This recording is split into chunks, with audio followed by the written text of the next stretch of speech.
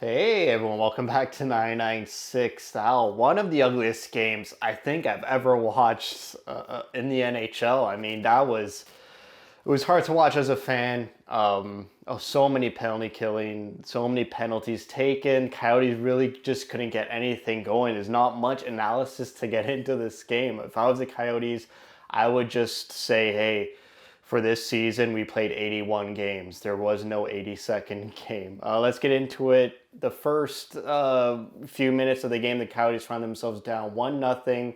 Again, back-to-back games where the opposition scores the opening goal really early in the game, and it's another meme goal. We had the butt goal like 5, 8 years ago, whatever it was, and now we have the ref goal where the ref steps on the puck, falls, takes out Logan Cooley, who was the defender who was going to defend the guy, the St. Louis Blues player who was going to get the great scoring chance, takes him out of the play.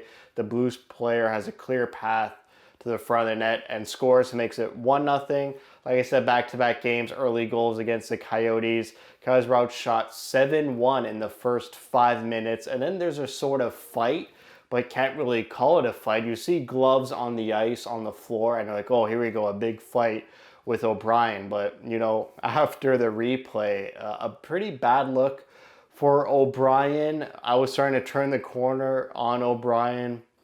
Craig Morgan had a great article about O'Brien this morning where he played under Andre Tourigny in juniors in the Quebec League and learned more about O'Brien. I was like, maybe I'm too hard on this guy. And then he almost does a terrible thing where he almost does a terrible thing. First, he runs after a guy after a hit he doesn't like, which, fine, you don't like the hit, but you don't chase the guy around the ice and then throw your gloves on the ice and grab him from behind. Sort of almost looked Todd Bertuzzi like. He's lucky he didn't throw any punches when Blaze was unaware or sucker punched Blaze. O'Brien could have made this really worse, but thankfully he turned Blaze around. They kind of scuffled a little bit. So thankfully, just got the 4 minutes and no suspensions there. But yeah, 4 minutes, and then the Coyotes get another penalty on that 4 minute penalty to make it a full 2 minute 5-on-3.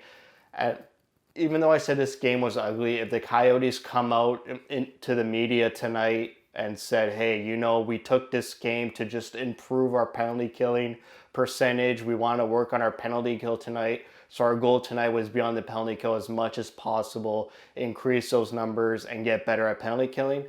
I'd be fine with it. But 7 penalties, they're really lucky. It was against the worst power play in the league in the St. Louis Blues. I haven't seen a power play this bad ever, and I've been a Coyotes fan for a very, very long time. Maybe that second power play unit in Andre Tourigny's first season could rival how bad this St. Louis penalty was. The Coyotes kill off this 4 minute penalty, this 2 minute 5-on-3. There was a timeout taken by St. Louis during these penalties. The first time I've ever seen a timeout taken in the first period, let alone 10 minutes into the game. I found that very interesting. And then the Coyotes get their own power play. It takes them 90 seconds to get the puck in the offensive zone. And when they do, Keller finds Krause, who snipes it to tie it 1-1. Krause ties the team lead for goals. Schmaltz also got an assist on that goal. So we're tied 1-1.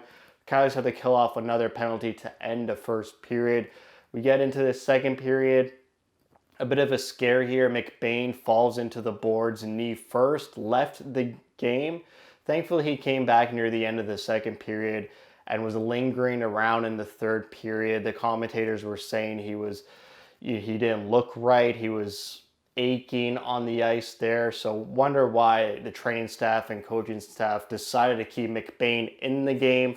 There was some good offensive pressure the Coyotes were trying to build, but St. Louis was battling back as well.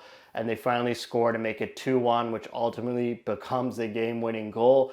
And then the parade of penalties start. 3 straight penalties. We had a too many men penalty, an interference penalty, and another penalty. I wouldn't say all these penalties are the ref's fault, which I'm not really going to complain about the reffing. I think maybe 1 or 2 of these calls were kind of phantom calls, but the rest were blatant. The O'Brien 4 minutes I mean, I'm surprised it wasn't 5 minutes. I thought the Dumba penalty, the boarding penalty in that first period, that one was weak. The too many men, that's black and white. The interference on Brown, he kind of took the opposition stick out of the play and out of his hands when he was defending and he didn't have the puck. That's interference. You can't really do that in the offensive zone. So I'm not going to blame the refs too much, but it was just an ugly game for the Coyotes. They couldn't get any momentum, any consistent shifts of offensive zone pressure, especially in the second period. There's moments where the Coyotes looked good. The first line, the Michelli line, they're generating chances, and then immediately, instead of following up that shift with another good shift, they go to the box and they can't just string together a good amount of shifts. We go into the third period. They start out the third period with a power play, not a penalty kill, and they get 0 shots on that power play. That was a big power play. Early in the third period, in the intermission, the coach was saying, hey, just one period. You guys haven't shown up all game due to all these penalties. Just for this one period, just do the right things, be an offensive threat, try to dictate the play and take the game to the Blues. You get a power play, a great opportunity, and you just fail at it. You look pretty flaccid on it. Like I said, 0 shots on it.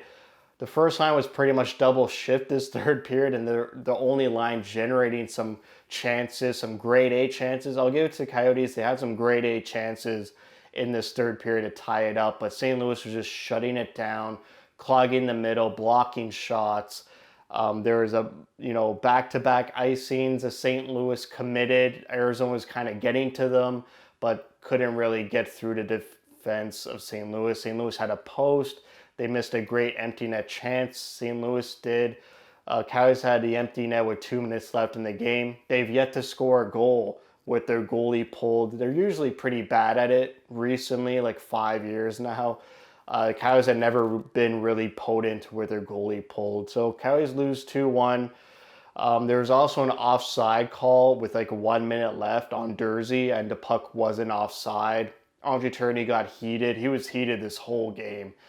The moment that boarding penalty on Dumba was called, Coyotes went 45% on the faceoffs, 1 for 2 on the power play, 7 for 7 on the penalty kill, and they were outshot 33-20. Coyotes had 20 shots in this game, 3 shots in the first, 7 in the second, 10 in the third.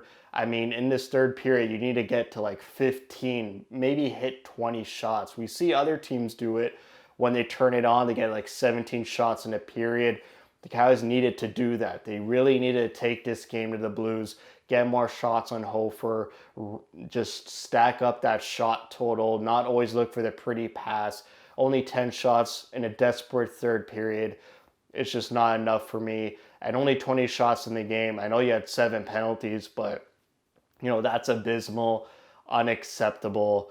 And they just got to move on. They got 4 more games on this road trip. I know that was a big divisional loss against the Blues. They could make it up Saturday against another divisional rival in Nashville and just hopefully turn things around. No stat card or score card because everyone just played bad.